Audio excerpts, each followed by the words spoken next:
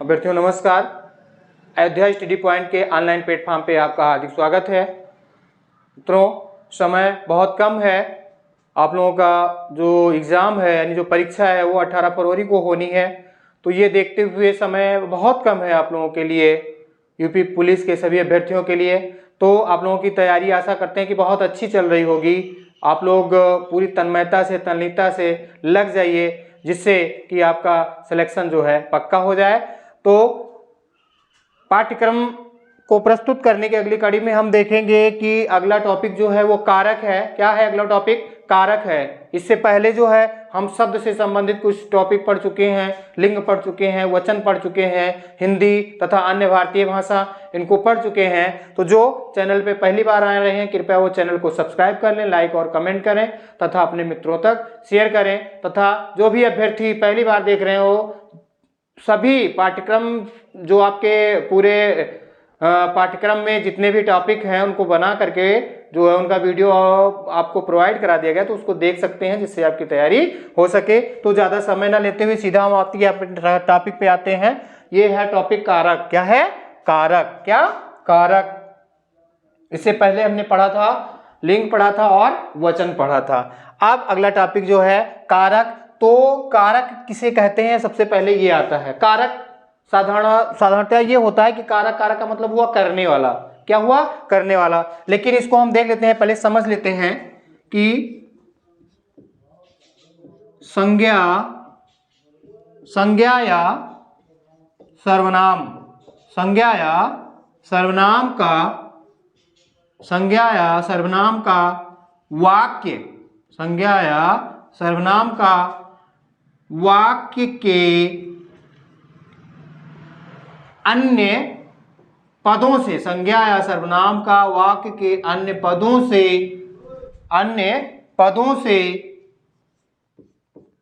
जो संबंध होता है, अन्य पदों से जो संबंध होता है उसे क्या कहते हैं? उसे कारक कहते हैं। उसे कारक कहते हैं। तो स्पष्ट हो गया होगा कि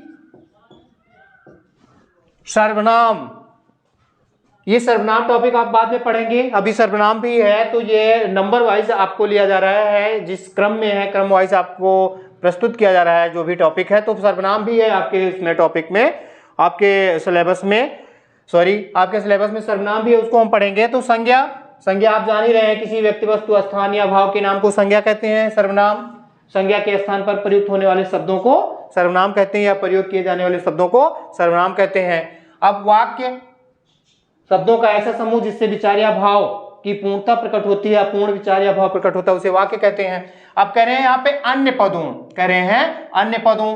अब यहाँ पे हमें पद समझ लेना है पहले कि पद क्या है। पद क्या है? तो पद जो है वो शब्द ही पद है। शब्द जो है उसे ही पद कहा जाता है, शब्द को ही, यानी पद जो है शब्द हैं। लेकिन ये पद कब होते हैं? इन्हीं शब्दों को जब वाक्यों में प्रयुक्त किया जाता है। क्या किया जाता है? जब वाक्य में जोड़ दिए जाते हैं, जो शब्द जो हैं वाक्य में जोड़ दिए जाते हैं तो उनको क्या कहते हैं? जोड़ दिए जाते हैं तो उन्हें पद कहते हैं। जोड़ दिए जाते हैं तो उन्हें पद कहते हैं, तो उन्हें पद कहते हैं। यानी अब आपको स्पष्ट हो गया होगा कि पद क्या है और शब्द क्या है। यानी शब्द, वर्णों के सार्थक समूह को शब्द कहते हैं, और उन्हीं शब्दों को जब वाक्य में जोड़ दिया जाता है, यानी उनको जोड़ करके वाक्य बनाया जाता है, तो वही शब्द पद कहलाता है। तो ये स्पष्ट हो गया होगा कि पद क्या है। यानी जब शब्द को वाक्य में प्रयुक्त किया जाता है तो वो पद हो जाता है। तो संज्ञा या सर्वनाम का वाक्य के अन्य पदों से जो संबंध होता है उसे कारक कहते हैं। संज्ञा या सर्वनाम का वाक्य के अन्य पदों से जो संबंध होता है उसे कारक कहते हैं। यानी ये संबंधित पूरा वाक्य जो होता है वो किनसे संबंधित होता है? यानी कारक ही ऐसी युक्ति है जिसके द्वारा वो एक दूसरे से जुड़े होते हैं, यानी वाक्य के सभी शब्द जो है एक दूसरे से जुड़े होते हैं। तो सीधा हम ये भी देखते हैं कारक को और क्या कहते हैं? कारक को परसर्ग भी कहते हैं। क्या कहते हैं? कारक को परसर्ग भी कहते हैं। क्या कहते हैं? परसर्ग। कारक को परसर्ग भी कहते हैं। क्या कहते हैं? परसर्ग। संज्ञा या सर्वनाम का वाक्य के अन्य पदों से जो संबंध होता है उसे कारक कहते हैं। उसे क्या कहते हैं? कारक कहते हैं। कारक को परसर्ग भी कहते हैं। परसर्ग भी कहते हैं। तो यहां पे हम परसर्ग को देखेंगे। परसर्ग क्यों कहते हैं? परसर्ग का अर्थ क्या है? परसर्ग। क्या? परसर्ग। पर मीन्स होता है बाद में। पर मीन्स क्या होता है? बाद में। पर मीन्स बाद में। और सर्ग, परसर्ग जो है दो शब्दों से मिलकर के बना है, पर और सर्ग। तो पर मीन्स हो गया बाद में और सर्ग मीन्स हो गया चलने वाला। चलने वाला। चलने वाला यानी जो शब्द के बाद में चले। जो शब्द के बाद में चले या जुड़े। जो शब्द के बाद में जुड़े। चले या जुड़े। चलने का मतलब लगे और जुड़ने का मतलब जुड़ा रहेगा। जैसे जैसे जय। जैसे जय ने फल खरीदा। क्या है? वाक्य है जैसे जय ने फल खरीदा। अब यहां पे देखिए जय के बाद में क्या जुड़ रहा है? ने। क्या जुड़ रहा है? ने। यही परसर्ग है क्योंकि ये शब्द के बाद में जुड़ रहा है। यानी जो शब्द के बाद में जुड़े, यानी यहाँ पे जय जो है शब्द है और ने क्या है? इसके बाद में जुड़ रहा है, यानी यही कारक है। क्या है ये? यही कारक है। और इसी को क्या कहा जाता है? इसी को कहा जाता है परसर्ग। क्या कहा जाता है इसको? परसर्ग। इसी को कारक कहा जाता है और कारक का दूसरा नाम ही परसर्ग है। या ये भी कह सकते हैं कि कारक को परसर्ग भी कहते हैं। ध्यान रखना मित्रों, ये पूछा गया प्रश्न है। कोई जरूरी नहीं है कि यूपीपी की तैयारी करने वाले अभ्यर्थियों के लिए ही है, ये जरूरी है। अन्य अभ्यर्थी भी पढ़ सकते हैं, देख सकते हैं, वीडियो को देख करके अपनी तैयारी कर सकते हैं। तो यहाँ पे आपको बताया गया कारक को परसर्ग भी कहते हैं। ये पूछा गया प्रश्न है, टीजीटी हिंदी में पूछा गया था, तो ध्यान रखेंगे।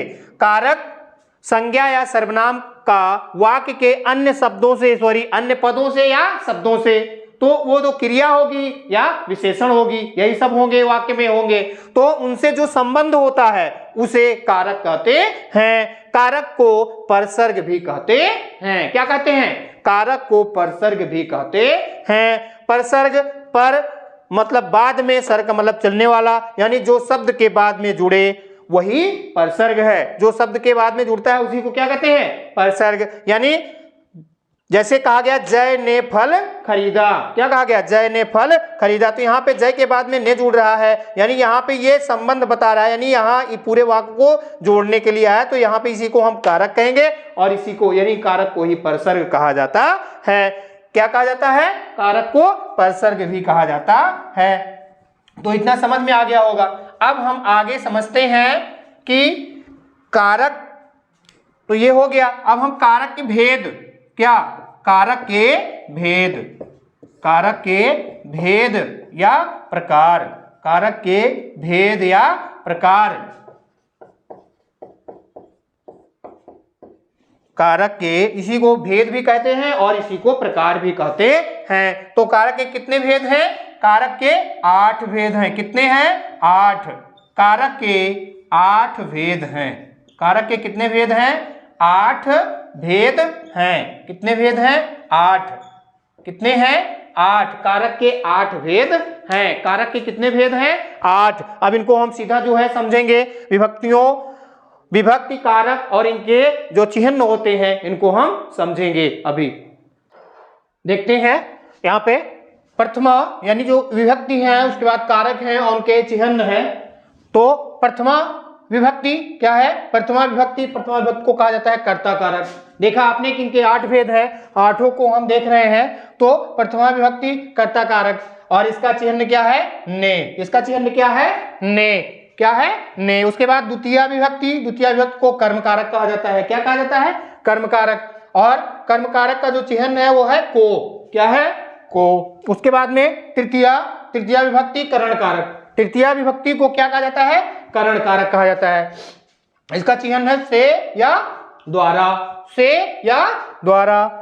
यानी जहां पर वाक्य में से या द्वारा आता है वहां पर कौन सा कारक होता है, करण होता है। लेकिन अभी हम इसको विस्तार से समझेंगे। से दो में मिल रहा है, को भी दो में मिल रहा है, तो दोनों अच्छे से समझेंगे जब विस्तार से पढ़ेंगे तब। अभी आगे चतुर्थी को कहा जाता है संप्रदान कारक। क्या कहा जाता है, संप्रदान कारक। चतुर्थी विभक्ति संप्रदान कारक, इसका चिन्ह है को के लिए। पंचमी है अपादान कारक, इसका भी चिन्ह है से, अलगाव, यानी जहां पर एक वस्तु दूसरे से अलग होती है तो वहां पे क्या होता है, अपादान कारक होता है, इसका चिन्ह है से। आगे जो है षष्ठी जो है संबंध, षष्ठी विभक्ति संबंध कारक, इसका चिन्ह है गा की के रा री रे या नानी ने, एक का दूसरे से संबंध बताया जाता है इस कारक के माध्यम से। अगला है सप्तमी जो है अधिकरण।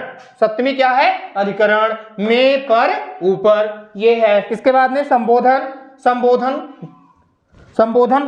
यानी जो आठवां है इसको संबोधन ही बोलते हैं, यानी संबोधन व्यक्ति, और जो कारक है वो संबोधन कारक है। इसका जो चिन्ह है हे अरे हो। तो इस तरीके से हमने देखा कि ये प्रथमा कर्ता है, इनका चिन्ह ने है, द्वितीय कर्म को, तृतीय करण से या द्वारा, चतुर्थी संप्रदान को के लिए, पंचमी अपादान से अलग होने के अर्थ में अलगाव, षष्ठी संबंध का की के रा री रे और नानी ने, सप्तमी अधिकरण में पर ऊपर, संबोधन हे अरे हो। इसको हम याद करने के लिए बहुत आसानी से इस तरीके से याद कर सकते हैं कि प्रथमा कर्ता ने, द्वितीय कर्म को, तृतीय करण से या द्वारा, चतुर्थी संप्रदान को के लिए, पंचमी अपादान से अलग होने के अर्थ में, षष्ठी संबंध का की के रा री रे नानी ने, सप्तमी जो है अधिकरण में पर ऊपर, संबोधन हे अरे हो। तो इसको इस तरीके से भी हम समझ सकते हैं। यहाँ पे जो है एक एक कारक के चिन्हों को और उनसे संबंधित वाक्य समझ के हम समझ सकते हैं, और किस तरीके से जो प्रश्न पूछा जाता है इसको देखते हैं। तो कर्ता है, कर्ता का चिन्ह आपने क्या देखा था, ने होता है। जैसे जय ने पुस्तक खरीदी, क्या, जय ने पुस्तक खरीदी, यहां पे ने आ रहा है, क्या आ रहा है, ने आ रहा है। यानी इस चिन्ह से हमें यह पता हो गया कि यहाँ पे कौन सा कारक है, यहाँ पे है कर्ता।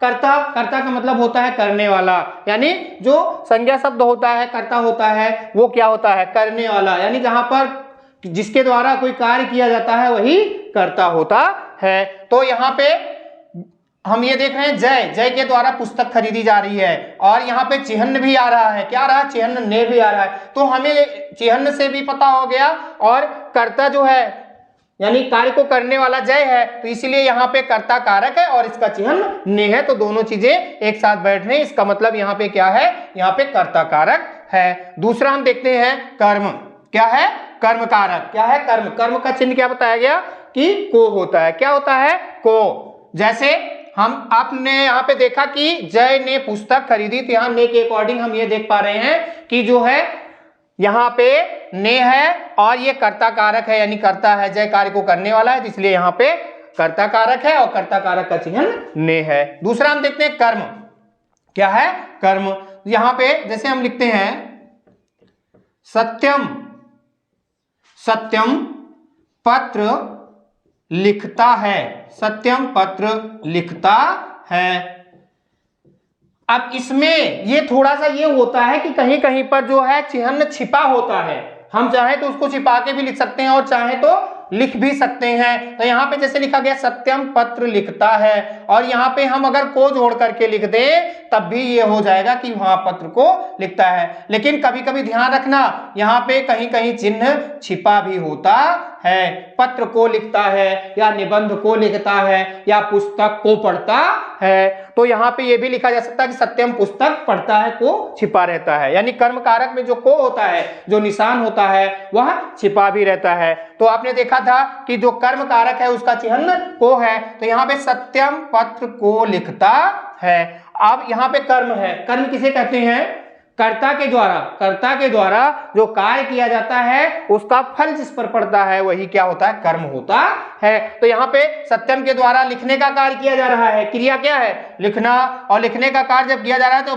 फल किस पर पड़ रहा है, पत्र पर, यानी फल जो है पत्र पर पढ़ रहा है, तो यहाँ पत्र को यानी यहाँ पर क्या है, कर्म कारक है, और कर्म कारक द्वितीय विभक्ति है। कर्म कारक क्या है, द्वितीय विभक्ति है। तो यहाँ पे क्या हुआ, सत्यम पत्र को पढ़ता है, सॉरी लिखता है, या पढ़ता भी हो सकता है।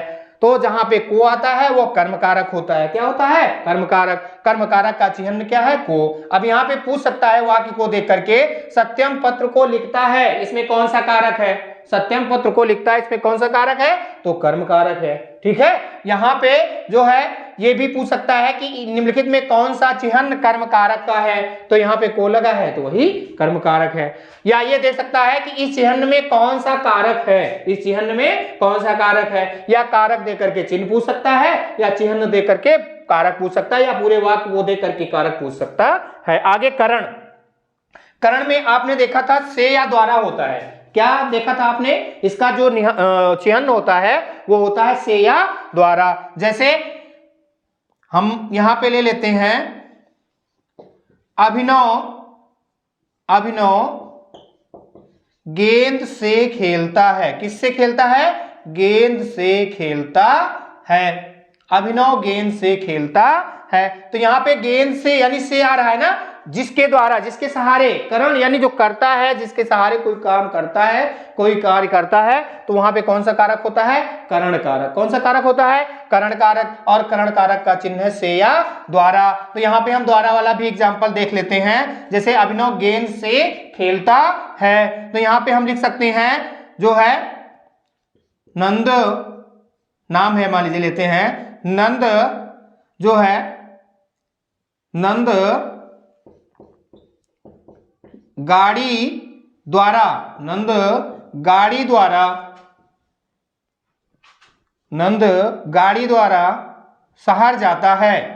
गाड़ी द्वारा शहर जाता है। गाड़ी द्वारा शहर जाता है या गाड़ी से जाता है, यानी सहायता, जहां जो सहायक होता है वहां पर क्या होता है, करण कारक होता है। तो यहां से या द्वारा, जहां पे से आएगा या द्वारा आएगा वहां पे कौन सा कारक होगा, करण कारक होगा।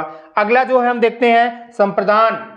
संप्रदान का भी चिन्ह को है, आपने को एक बार देख लिया, और यहाँ संप्रदान का भी चिन्ह को है, को या के लिए, को या के लिए। जैसे हम को, एक व्यक्ति दूसरे को कोई चीज देता है, एक व्यक्ति दूसरे को कोई चीज देता है, तो वहां पे कौन सा कारक होता है, वहां पे संप्रदान कारक होता है, को निशान होता है। और जहां पर किसी कार्य के लिए कहीं जाया जाता है, किसी कार्य के लिए कहीं जाया जाता है, यानी के लिए, जहां पर के लिए वाली बात आती है, यानी किसी कार्य के लिए, विशेष प्रयोजन के लिए कहीं जाया जाता है, या किसी विशेष प्रयोजन के लिए कुछ किया जाता है, तो वहां पर कौन सा कारक होता है, संप्रदान। तो यहाँ पे हम देख लेते हैं, दो एग्जाम्पल हो जाएंगे इसके।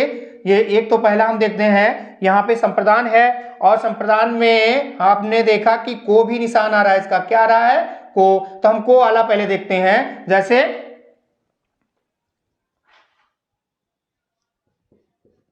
साधु, साधु शिष्य को, साधु शिष्य को प्रसाद, साधु शिष्य को प्रसाद देता है। आपने पढ़ा होगा संस्कृत में 16 द्विकर्मक धातुएं हैं जिनके योग में चतुर्थी विभक्त होती है। तो यहाँ पे देने का योग है, यहाँ पे शिष्य को दिया जा रहा है, यानी प्रसाद दिया जा रहा है, तो इसलिए यहाँ पर को यानी जो है चतुर्थी विभक्ति है, संप्रदान कारक है, शिष्य यानी शिष्य को। तो यहाँ पे चतुर्थी विभक्ति है, और चतुर्थी विभक्ति जहां रहती है वहां संप्रदान कारक होता है, और इसका चिन्ह को है। के लिए हम देखते हैं, के लिए बालक, हम कहते हैं सीधा सीधा बालक पढ़ने, बालक पढ़ने के लिए, बालक पढ़ने के लिए विद्यालय जाता है, पढ़ने के लिए विद्यालय जाता है। बालक पढ़ने के लिए विद्यालय जाता है। यहां आप देख रहे हैं को का भी एग्जाम्पल आपने देख लिया, और यहां पर के लिए यानी किसी कार्य के लिए कहीं जाया जाए यहाँ पे, तो वहां पे क्या होता है, संप्रदान कारक होता है, और संप्रदान कारक में चतुर्थी विभक्ति होती है, और इसका चिन्ह जो है को या के लिए है, को या के लिए है। आगे हम देखते हैं अगला अपादान। अपादान का चिन्ह आपने देखा था से या अलग होने के अर्थ में, से जो है अलग होने के अर्थ में। से दो जगह आपने देखा था, एक यहाँ पर से है जहां पे सहायक के रूप में था, ठीक है, जहां पे से यानी करण यानी कर्ता की सहायता के रूप में जो शब्द आता था वो था, लेकिन यहाँ पे जो है अपादान से अलग होने के अर्थ में, यहां पर से क्या है, अलग होने के अर्थ में। जैसे अभी आपने देखा कि बालक पढ़ने के लिए विद्यालय जाता है, तो यहां हम सीधा सीधा ये कह देते हैं कि बालक घर से विद्यालय जाता है, बालक घर से विद्यालय जाता है। तो यहाँ पे से यानी अलग हो रहा है, बालक जो है घर से अलग हो रहा है, तो यहाँ पर घर से यानी यहाँ पर क्या है, पंचमी विभक्ति है, और जहां पे पंचमी होती है वहां अपादान कारक होता है। यहाँ पे और भी हम समझ सकते हैं दूसरा, जैसे यहाँ पे हम ये देख सकते हैं कि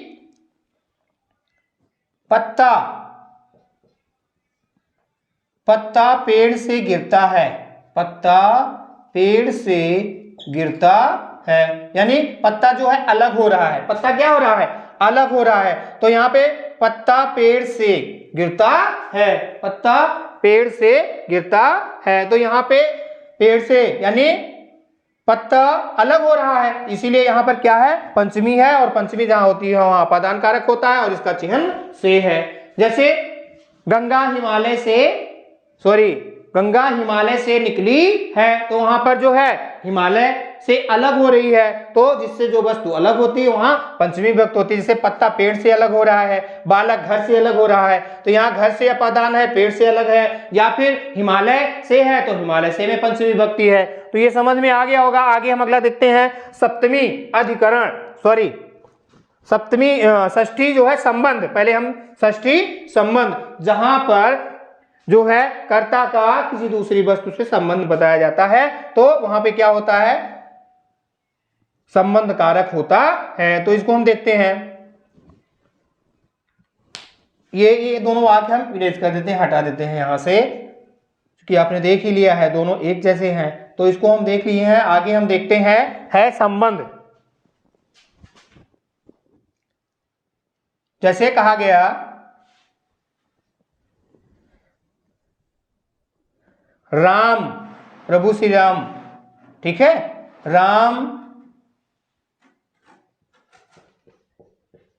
श्री राम जी अयोध्या, क्या कहा गया, श्री राम जी अयोध्या के राजा बने, श्री राम जी अयोध्या के राजा बने। का के की रा रे री ना ने नी, ये चिन्ह किसका है, ये षष्ठी का है, यानी षष्ठी विभक्त संबंध कारक का चिन्ह है। तो यहाँ श्री राम जी अयोध्या के राजा बने, तो यहाँ के आ गया, इसका मतलब ये है कि ये संबंध कारक है, और षष्ठी संबंध कारक यानी षष्ठी विभक्ति होती है, और इसका चिन्ह के है। आगे हम अगला देखते हैं अधिकरण। सप्तमी विभक्ति है और अधिकरण कारक है। इसका चिन्ह क्या होता है, में पर ऊपर। तो हम देखते हैं बच्चे मैदान में खेलते हैं, बच्चे मैदान में खेलते हैं। यहाँ पे तो में कहाँ खेल रहे हैं, मैदान में, यानी आधार क्या है, मैदान है। तो जहां पे आधार होता है वही अधिकरण कारक होता है, वहां पे क्या होता है, अधिकरण कारक। तो यहाँ मैदान में यानी क्या है, यहाँ पे अधिकरण कारक सप्तमी विभक्ति है।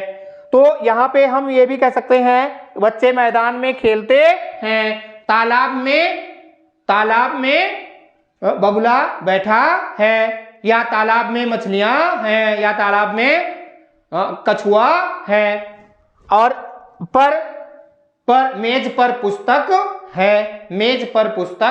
है, पेड़ के ऊपर यानी ऊपर है, तो पेड़ के ऊपर पक्षी बैठा है। तो इस तरीके के शब्द आते हैं, तो वहां पे कौन सी विभक्ति होती है, सप्तमी विभक्ति, और कारक होता है अधिकरण कारक। इसका चिन्ह जो है में पर ऊपर है। आगे हम अगला देखते हैं संबोधन, जहां पे किसी को क्या किया जाता है, संबोधित किया जाता है, किसी को संबोधित किया जाता है। तो हम इसको देखते हैं, जैसे कहा गया नील और इस से नीलेश बना है, नीलेश, क्या कहा गया, नीलेश संबोधित किया गया, संबोधन, नीलेश जरा इधर आओ, क्या कहा गया, नीलेश जरा इधर आओ। तो यहाँ पे क्या है, संबोधित किया जा रहा है। और यहाँ पे ये एक तरीके से जो है ये निशान होता है, पूर्ण विराम के टाइप का होता है, नीचे बिंदु होता है, यानी पूर्ण विराम से थोड़ा छोटा होता है। इसको जो है विस्मय सूचक चिन्ह भी बोलते हैं। क्या बोलते हैं, विस्मय सूचक। लेकिन यहाँ पे संबंध है, संबोधन है, तो यहाँ पे ये कहेंगे कि हम संबंधवाचक संबोधन चिन्ह है। ये किसका चिन्ह है, संबोधन का। जहां पे ये लगा होता है वहां पे कौन सी विभक्ति होती है, संबोधन विभक्ति होती है। क्या होती, सॉरी, संबोधन विभक्ति होती है। तो इस तरीके से समझ में आ गया होगा कि जहां पे ने आता है वहां पे प्रथमा विभक्ति होती है, जहां को आता है, अब थोड़ा सा को आता है वहां पर जो है द्वितीय विभक्ति होती है। ये को, दोनों को का अंतर समझ में आ गया होगा। यहाँ पे जो है कर्म में भी को आ रहा है, और यहाँ पे इसके बाद में चतुर्थी संप्रदान को के लिए, जहां पर किसी एक को कोई एक किसी दूसरे को कोई वस्तु दान करता है या देता है या कुछ उपहार करता है, भेंट करता है, तो वहां पर को होता है, तो वहां पे संप्रदान होता है। और यहाँ पे कर्म जो है कर्म कारक में, यानी कर्ता के द्वारा जो कार्य किया जाता है, जो क्रिया की जाती है, उसका फल जिस पर पड़ता है, तो वहां के लिए को आता है। तो दोनों को भी अंतर ये है कि ये जो है कर्म कारक होता है, यानी जहां पर क्रिया का फल कर्ता के द्वारा की जाने वाली क्रिया का फल पड़ता है वहां पर को होता है, तो वो कर्म कारक होता है। और जहां किसी वस्तु को देने के योग में को आता है, तो वहां पे संप्रदान कारक होता है, चतुर्थी विभक्ति। और से वाला आपने देखा, एक से जो है यहां पर आपने देखा संप्रदान ये हो गया, और उसके बाद में तृतीया में से है, क्या है, से यहां भी है और यहां पंचमी में भी है, ठीक है। तो यहां से मतलब सहायक के रूप में है, यानी करण जो यानी कर्ता के सहायक के रूप में होता है, यानी कर्ता जिसके सहारे कोई कार्य करता है, से या द्वारा। तो यहाँ पर जहां पर से आता है सहायक के रूप में होता है, तो वहां पे तृतीया विभक्ति करण कारक होता है। और जहां अलग होने के लिए से शब्द का प्रयोग होता है, वहां पर जो है क्या होता है, वहां पे पंचमी विभक्ति अपादान कारक होता है। तो ये इस तरीके से समझ में आ गया होगा आपको। प्रथमा कर्ता ने द्वितीय कर्म को तृतीय करण से या द्वारा, चतुर्थी संप्रदान को के लिए, पंचमी अपादान से अलग होने के अर्थ में, षष्ठी संबंध का की के, रारी रे और नानी ने, सप्तमी संबोधन, सप्तमी अधिकरण में पर ऊपर, और उसके बाद में संबोधन, संबोधन हे अरे वो। इस तरीके के जो है चिन्ह है और कारक हैं और विभक्तियां हैं। इस तरीके से जो है कहीं से भी प्रश्न पूछा जाएगा, तो आशा करते हैं आपका जो प्रश्न है वो सही हो जाएगा। तो आपको इससे पहले वाले वीडियो में, इसके 2 वीडियो से पहले पूछा गया था पिपासु, क्या पूछा गया था, पिपासु का जो है तद्भव पूछा गया था। पिपास जो है तत्सम है, इसका तद्भव पूछा गया था। क्या पूछा गया था, तद्भव। तो इसका जो तद्भव है वो होगा क्या, प्यासा। क्या होगा, प्यासा। पिपासु जो है पिपासु, प्यासा। और अगर यहां पे लिखा हुआ होगा पिपासा, क्या लिखा है, पिपासा, और इसका पूछता है तो हो जाएगा प्यास। पिपासा लिखा है तो प्यास, और अगर पिपास लिखा है तो प्यासा हो जाएगा, इसका तद्भव क्या हो जाएगा, प्यासा। ये पूछा गया था। आज हम जो है एक शब्द दे करके पूछते हैं कि इसमें आपको लिंग बताना है कि इस शब्द में कौन सी लिंग है, कौन सा लिंग है, पुल्लिंग है या स्त्रीलिंग है। विदुषी शब्द, इसमें आपको बताना है कि विदुषी शब्द में कौन सा लिंग है, पुल्लिंग है या स्त्रीलिंग। तो आज के लिए इतना ही। आशा करते हैं कि आपका जो टॉपिक है वो इस वीडियो को देख करके तैयार हो जाएगा। इससे संबंधित जो भी प्रश्न आएगा उसको आप हल कर लेंगे। धन्यवाद।